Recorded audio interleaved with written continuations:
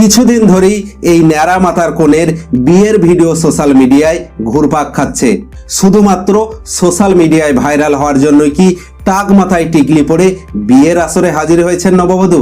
আসল ঘটনা জানলে আপনিও কুর্নিশ জানাবেন এই মেয়েকে।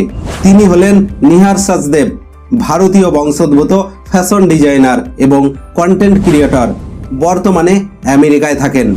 মাত্র 6 মাস বয়সেই তিনি অ্যালোপেসিয়ায় আক্রান্ত হন। এই বিরল রোগে মাথার চুল ঝরতে থাকে।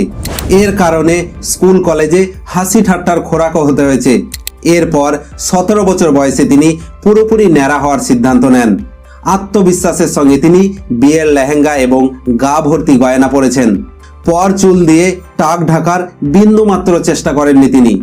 বিনা চুলে তার সৌন্দর্য কিন্তু একটুও কমেনি। মোরাল অব দ্য স্টোরি, আপনি যেমনই হন না কেন আত্মবিশ্বাসের সঙ্গে নিজেকে মেলে ধরুন।